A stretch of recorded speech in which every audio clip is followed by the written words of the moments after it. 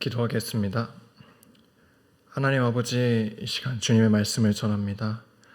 아버지, 부족한 종의 입술을 가리우시고 오직 하나님의 말씀만 선포되게 하여 주시옵소서. 성령 하나님, 모든 순간 가운데 함께 하여 주시고 제 입술의 모든 말을 주관하여 주시옵소서.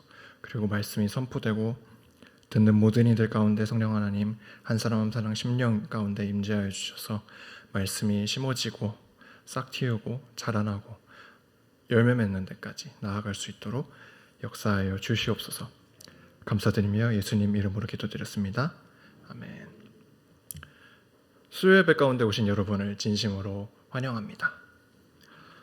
오늘 본문이 이제 사도행전 3장인데 3장을 살펴보기에 앞서서 지지난주에 함께 지지난주까지 나눴던 2장의 내용을 잠시 함께 살펴보고 기억을 해보면 성령님께서 임재하셨고 또 천성왕 예수 그리스도께서 머리가 되시는 교회의 모습을 우리가 봤습니다. 그 중에 이제 2장 43절에 보면 사도들로 말미암아 기사와 표적이 많이 나타났다고 기록되어 있는데 오늘 함께 읽은 본문이 이 수많은 기사와 표적 중 하나로 걷지 못하는 자를 일으킨 기적을 소개하고 있습니다. 오늘 근데 말씀을 보면 이 본문의 사건이 성령 강림 후에 며칠 뒤인지 그 날짜는 알 수가 없습니다. 하지만 시간대는 기록되어 있죠. 뭐라고 기록되어 있냐면 1절에 제9시 기도하는 시간이라고 나와 있습니다. 유대인들에게는 하루에 3번 기도하는 관습이 있었습니다. 다니엘서 6장 10절에 보면 제가 읽겠습니다.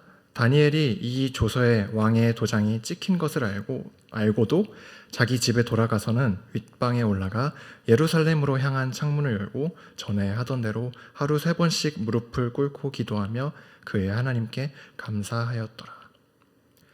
다니엘이 예루살렘을 향하는 방향으로 하루에 3번 기도를 드렸다고 나와 있습니다. 근데 이 3번의 기도가 일단은 다니엘로부터 시작된 관습은 아닙니다.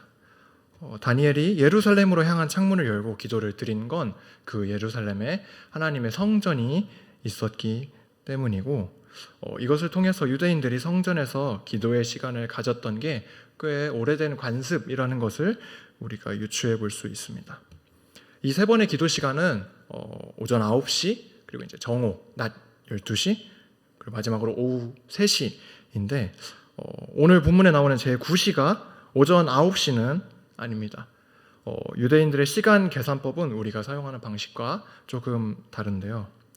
우리는 자정, 밤 12시가 하루의 시작인데 유대인들은 우리에게 있어서 오후 6시, 그 저녁 시간이 하루의 시작입니다. 창세기에서 이제 하나님의 창조를 기록한 데를 보면 저녁이 되고 아침이 되니 이는 첫째 날이니라라고 해서 이제 창조의 마지막 날까지 하루의 창조를 마무리하는 구절에서 모두 저녁이 되고 아침이 되니라고 표현하고 있습니다. 그래서 유대인의 시간은 우리가 사용하는 시간과 6시간의 차이가 납니다. 그러면 이제 오늘 본문에 나오는 제9시 기도하는 시간은 3번의 기도 시간 중 3번째인 오후 3시 이제 하루를 마무리하는 오후 3시 기도 시간에 해당합니다. 베드로와 요한도 이 기도의 관습을 지켰습니다. 오늘 우리 읽은 성경에 보면 베드로와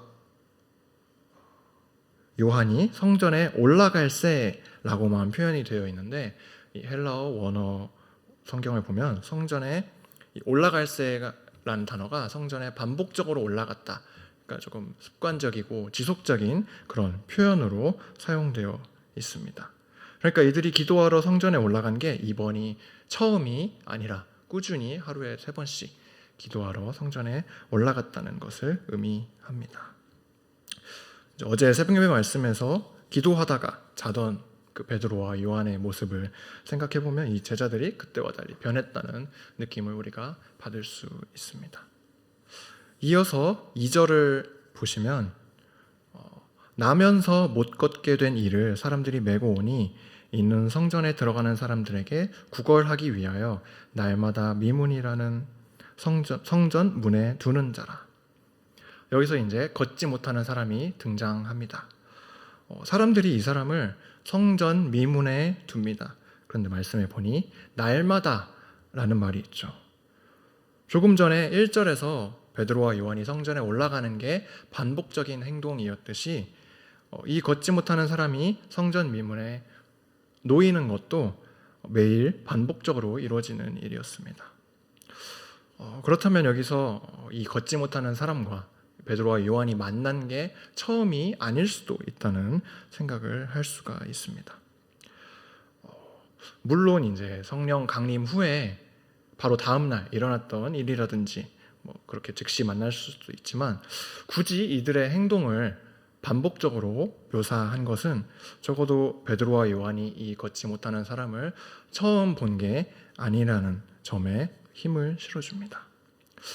그렇다면 이제 만약 처음 본 게 아니라면 왜 베드로는 처음부터 이 사람을 고쳐주지 않았는지, 왜 하필 이날 기적을 일으킨 것인지 의문이 듭니다.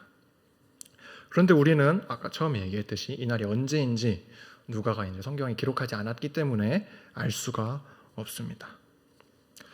그런데 이 때를 알 수 없는 것 생각해 보시면 하나님께서 우리 삶 가운데 일하시는 방식이지 않습니까? 우리는 삶에 하나님의 역사하심이 그분의 섭리가 있다는 것을 삶을 살아가면서 순간순간 경험하고 또 우리가 신뢰하지만 사실 그때가 어느 때인지 혹은 어떤 상황에서 어떻게 이루실지 우리는 미리 알 수 없다는 그것을 알고 있습니다. 구약에서 이제 보면 하나님께서 아브라함과 언약을 맺으시면서 아들을 주겠다고 약속을 하셨는데 언제 주신다고는 말씀하지 않으셨죠.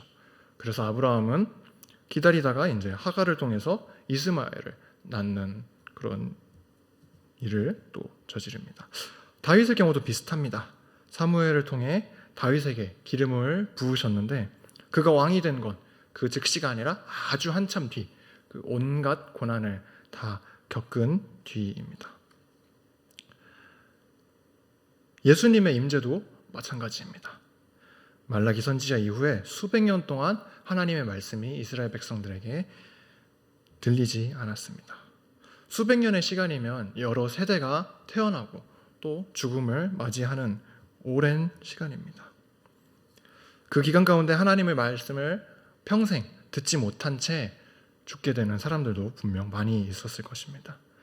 그렇지만 그들은 메시아, 오실 메시아, 하나님께서 약속하신 구세주가 반드시 올 것이라는 믿음을 가지고 있었고 그들의 자손들에게 그들의 신앙을 전수했습니다. 그리고 예수님께서는 약속대로 이 땅에 오셨고 구원을 이루셨습니다.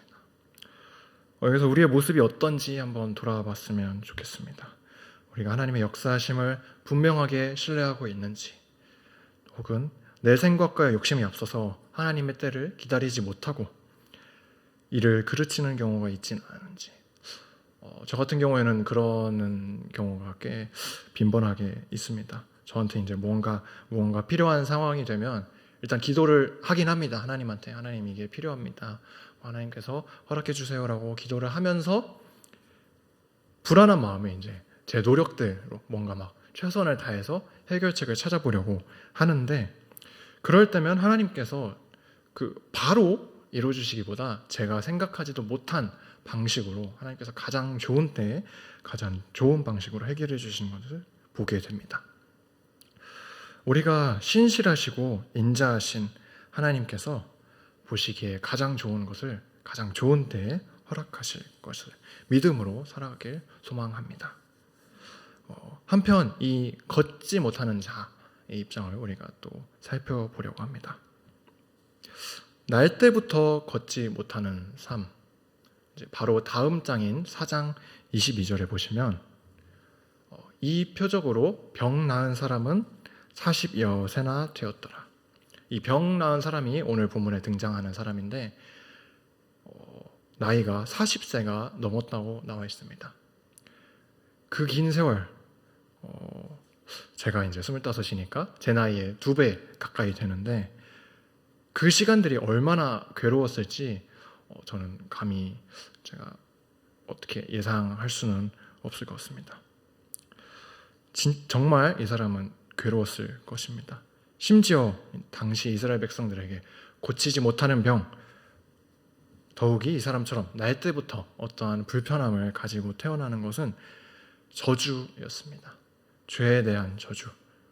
그렇다면 이 사람을 보는 다른 사람들의 일반적인 시선이 결코 좋지 않았을 것이고, 이 사람 스스로도 자기 자신을 그냥 몸이 불편해서가 아니라 저주받은 사람이라는 그런 인식 가운데 자신을 더욱 비참함으로 몰아넣었을 것입니다.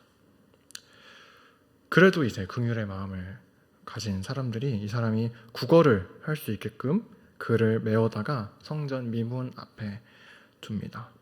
이 미문이 아름다울 미자여서 이제 성전에 있는 문 중에서 가장 아름다운 문이었다고 합니다. 그리고 사람들이 많이 다니는 문이기도 했고요. 그래서 이제 여기서 국어를 하니까 많은 사람들이 오가면서 이 사람을 향한 연민의 감정이 생기든지, 또 혹은 구제에 대한 그런 또 외식하는 사람들이 또 돈을 줬을 것이고, 이 사람이 그래도 40년의 생활을 또 어떻게 그런 목숨을 연명할 수는 있었던 것 같습니다. 그런데 이제 이 구절을 보면서 문득 이런 생각이 들었습니다. 과연 이게 최선이었을까? 이 사람이 구걸하도록 자리를 옮겨주는 게 그들에게 최선이었을까? 더 잘해줄 수도 있지 않았을까? 이런 생각이 들었는데, 오랜 시간이 지나지 않아서 바로 어쩌면 이들에게 이게 최선이었을 수도 있겠다라는 생각이 들었습니다. 이 한 사람이 제대로 살 수 있으려면 걷지 못하는 사람이기 때문에 일을 할 수가 없습니다. 당시에 휠체어 같은 게 있었던 것도 아니고, 그런 장애인들을 위한 복지가 좋았던 것도 아니고, 이 사람은 혼자 일해서 돈을 벌 수가 없으니까 이 사람을 살리려면 한 사람이 먹고 살 수 있는 그런 분량의 돈이 더 필요했습니다. 그런데 당시에 이제 일반적인 백성들이 얼마나 부유했겠습니까?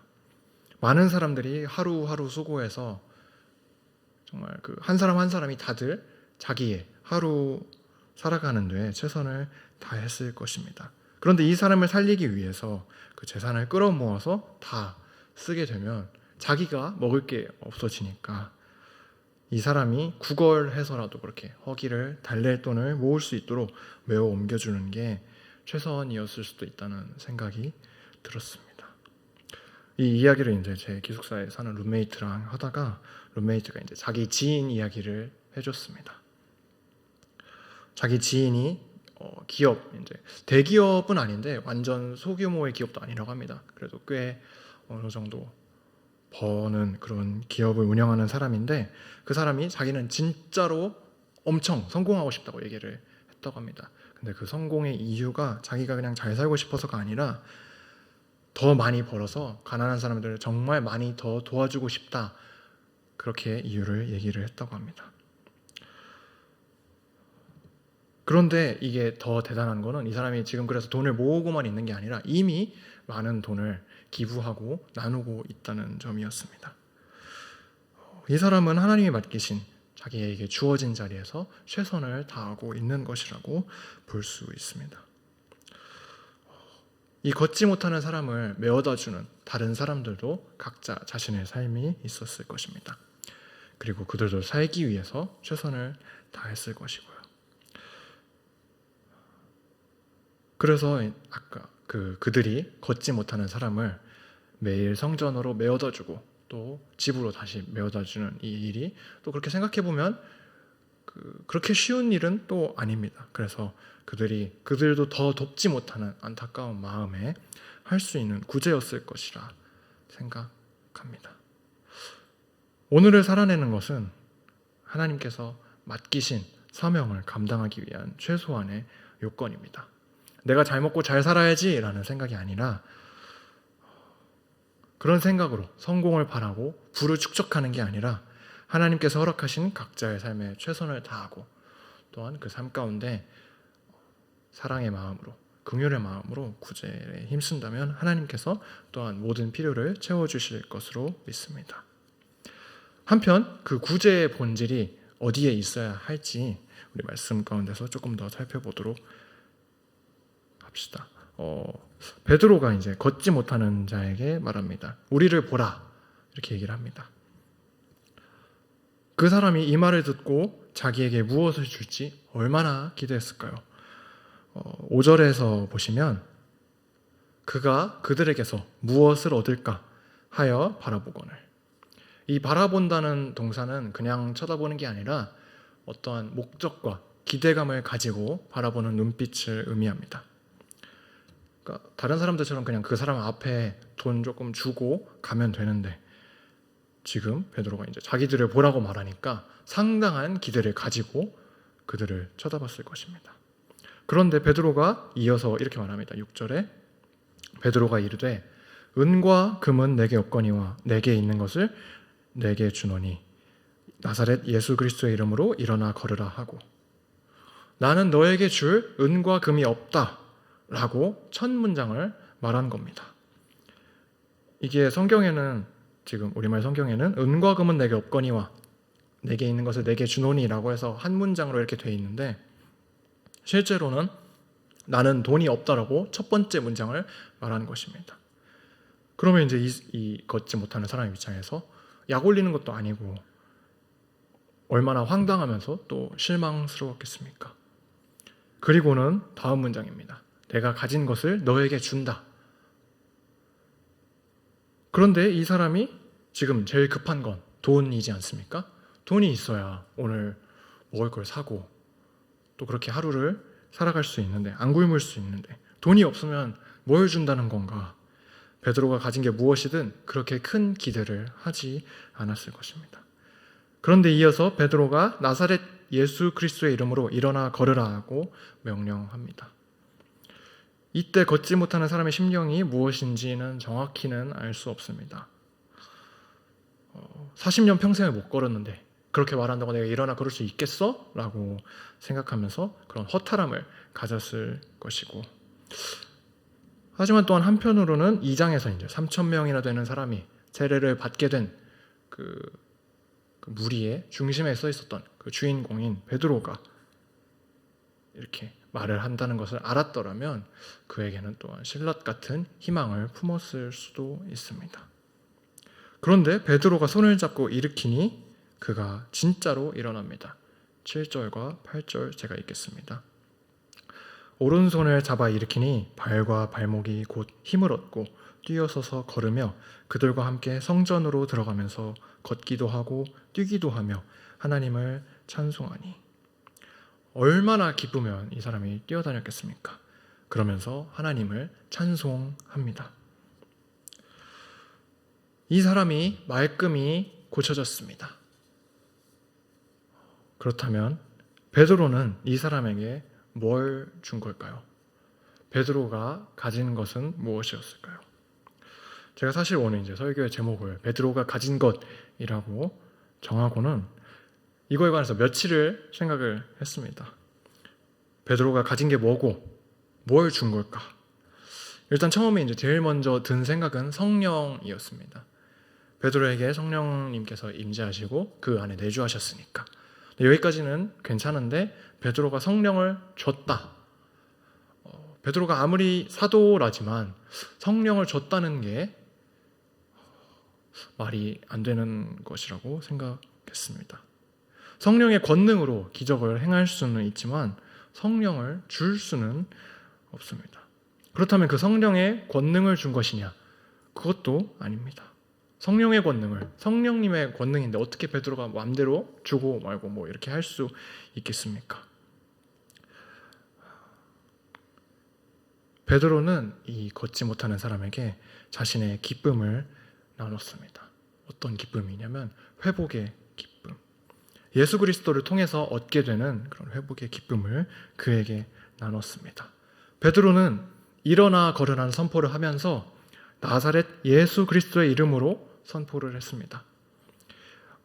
이 예수 그리스도의 이름이라는 그 표현이 2장에서 언급이 되는데 2장 38절에 보시면 베드로가 이르되 너희가 회개하여 각각 예수 그리스도의 이름으로 세례를 받고 죄사함을 받으라. 그리하면 성령의 선물을 받으리니. 이 구절을 잘 기억해 주시기 바랍니다. 예수 그리스도의 이름으로, 예수 그리스도의 이름에 근거하여 세례를 받고 죄사함을 받으라고 베드로가 지금 말하고 있습니다. 설교 초반에 이제 걷지 못하는 사람에 대한 인식이 어떠했는지 말씀을 드렸습니다. 죄인, 저주받은 사람, 날 때부터 죄인인 사람. 그런데 그가 걷고 심지어 뛰기까지 합니다. 그렇다면 이스라엘 백성들의 인식에 근거하면 이 사람의 죄가 다 사라진 거죠. 죄 사함을 받은 겁니다. 무엇으로? 예수 그리스도의 이름으로. 이게 예수님의 이름 그리고 복음의 능력입니다. 죄 사함의 권능. 베드로는 자신을 완전히 뒤바꾼, 완전히 회복시킨 복음, 예수 그리스도를 그에게 전했고 그가 완전히 회복되었습니다. 그 회복의 결과가 무엇입니까? 하나님을 찬송하는 것이죠. 하나님께 영광을 돌립니다. 그리고 사람들이 그가 걸으며 하나님을 찬송하는 것을 보고 놀랍니다. 백성들 입장에서도 이제 거의 평생을, 자기들 평생에도 40년이 넘으니까 자기들 평생에도 성전 앞에서 구걸하던, 걷지 못하던 사람인 것을 아는데 이 사람이 갑자기 걷고 뛰면서 하나님을 찬송하니까 얼마나 놀랐을지 상상도 잘 안 됩니다. 그런데 오늘 이제 우리가 살펴본 사건, 걷지 못하는 사람이 걷게 되는 이야기를 보고 우리가 지금 큐티로 마태복음 말씀을 함께 살펴보고 있는데 그 중에 이제 9장에서 예수님이 중풍병자를 일으킨 사건이 떠올랐습니다. 왜 이렇게 금방 떠올랐나 했더니 이제 제가 정확히 한 달 전에 새벽 예배 설교로 제가 이 중풍병자 말씀을 나눴더라고요. 근데 이제 그때 이제 예수님께서 중풍병자의 죄를 사하시면서 그를 걷게 만드시는데 그 결과로 마태복음 9장 8절에 보시면 무리가 보고 두려워하며 이런 권능을 사람에게 주신 하나님께 영광을 돌리니라. 사람들이 두려워하고 오늘 말씀에서 놀란 것과 비슷한 반응을 보입니다. 그리고는 이제 사람들이 하나님께 영광을 돌립니다. 이것이 바로 복음의 능력입니다. 죄를 사하고 완전하게 회복시키며 사람들로 하여금 하나님을 보게 만듭니다. 이 걷지 못하는 사람이 일어나게 되는 기적은 사도행전 가운데 특별히 좀 특별한 작용이 있습니다. 사도행전의 중심이 된다고 할 수 있는 1장 8절 말씀 함께 읽겠습니다. 시작. 오직 성령이 너희에게 임하시면 너희가 권능을 받고 예루살렘과 온 유대와 사마리아와 땅끝까지 이르러 내 증인이 되리라 하시니라. 성령님께서 임하시는 결과가 무엇입니까? 권능을 받고 예수 그리스도의 증인이 되는 것. 예수님을 드러내고 복음을 증거하는 사람이 된다는 거죠. 이 걷지 못하는 사람이 걷게 된 게 아까 죄가 사해진 것이라고 말했습니다. 예수 그리스도의 이름을 통하여서요. 사도행전 2장 38절을 다시 한번 보도록 하겠습니다. 뒷부분을 보겠습니다. 그리하면 성령의 선물을 받으리니. 마지막에 성령의 선물을 받는다. 죄사함을 받은 자는 성령의 임재를 경험하게 됩니다. 성령의 임재를 경험하면 성령님께서 임재하시는 결과로서 예수 그리스도의 증인이 됩니다. 지금 오늘 말씀에서 걷게 된 사람을 통하여 예수님의 이름이 드러났습니다. 그리고 이제 다음 주에 이어서 살펴볼 말씀을 보면 베드로가 사람들에게 복음을 전파합니다. 복음이 퍼지는데 아까 사도행전 1장 8절에서 사마리아와 땅끝까지 복음이 전파된다고 이렇게 단계별로 했던 그대로 사마리아와 이방 민족들에게 복음이 전파되는 그 시점에 오늘 본문과 같이 걷지 못하는 자가 걷게 되는 기적이 등장을 합니다. 앞으로 이어지는 사도행전 말씀들을 통해서 우리는 복음의 영역이 그렇게 확장되어가는 놀라운 역사를 경험하게 됩니다. 오늘 본문에서 베드로는 걷지 못하는 자에게 예수 그리스도의 죄사함의 권능과 성령의 임재를 통해서 얻게 되는 완전한 회복의 기쁨을 나눴습니다. 베드로는 회복된 자로서 그 자신이 먼저 회복된 자로서 기쁨을 나눴고 이 새롭게 걷게 된 사람도 기쁨을 가지게 되었습니다. 그리고 이제 그는 아마 평생을 자신이 걷지 못했다가 예수님의 이름으로 고쳐졌다고 그렇게 한 사람의 증인으로서 살게 될 것입니다. 우리가 지금 우리 자신의 삶을 돌아보면서 물어봤으면 좋겠습니다. 우리의 삶에는 기쁨이 있습니까? 우리는 복음을 경험했습니까? 날 때부터 가진 씻을 수 없는 죄를 예수 그리스도로 인해서 그 죄가 말끔히 사해지고 우리의 생명이 회복되었다는 믿음이 우리 안에 분명하게 자리 잡고 있어야 할 것입니다. 그리고 그 믿음이 우리 삶에 진정한 기쁨을 이룰 것입니다. 우리 한 사람 한 사람에게 임하시는 그리고 역사하시는 성령님께서 우리가 마땅히 복음을 전하는 예수 그리스도의 증인이 되게 하실 것입니다. 그렇게 우리가 삶 가운데서 담대하게 그리스도인이라는 그런 정체성을 드러냄으로써 복음을 전하고 기쁨을 나누는 모두가 되기를 소망합니다. 기도하시겠습니다.